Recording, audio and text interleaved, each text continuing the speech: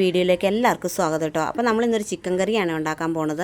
ബിരിയാണിക്കൊക്കെ കഴിക്കാൻ പറ്റിയൊരു ചിക്കൻ കറി ആട്ടോ ഉണ്ടാക്കാൻ പോണത്. അപ്പോൾ ചിക്കൻ കറി ഉണ്ടാക്കാനായിട്ട് ചിക്കനൊക്കെ നല്ല കഴുകി വൃത്തിയാക്കി എടുത്തിട്ടുണ്ട് കേട്ടോ. അപ്പോൾ നമ്മുടെ ഈ ചാനൽ കാണുന്ന എല്ലാവരും നമ്മുടെ ചാനലൊന്ന് സബ്സ്ക്രൈബ് ചെയ്ത് നമ്മളൊന്ന് സപ്പോർട്ട് ചെയ്യണേ. എനിക്ക് ആകെപ്പാടെ കുറച്ച് സബ്സ്ക്രൈബേഴ്സ് ഉള്ളൂ കേട്ടോ. എല്ലാവരും ഒന്ന് സപ്പോർട്ട് ചെയ്യണം കേട്ടോ. അപ്പോൾ കഴുകി വൃത്തിയാക്കി വെച്ച ചിക്കനിലേക്ക് നമ്മൾ മസാലകൾ ഇടുവാണ്.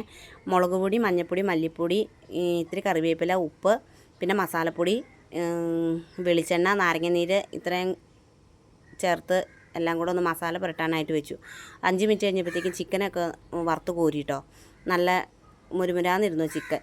വറുത്ത് കോരിയ എണ്ണ തന്നെയാട്ടോ ബാക്കിയുള്ള കറിക്കൂട്ടി റെഡിയാക്കിയത്. സവോളയും ഇഞ്ചിയും വെളുത്തുള്ളിയും പച്ചമുളകും തക്കാളിയും ആ എണ്ണ തന്നെ വഴറ്റിട്ടോ.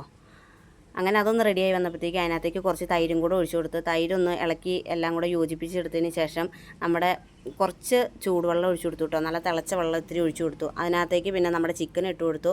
ചിക്കനൊന്ന് 5 മിനിറ്റ് ഇളക്കി യോജിപ്പിച്ച് എല്ലാം കൂടെ ചേർത്ത് കഴിഞ്ഞപ്പോഴത്തേക്ക് നല്ലൊരു ചിക്കൻ കറി നമുക്ക് റെഡിയായി കിട്ടിട്ടോ.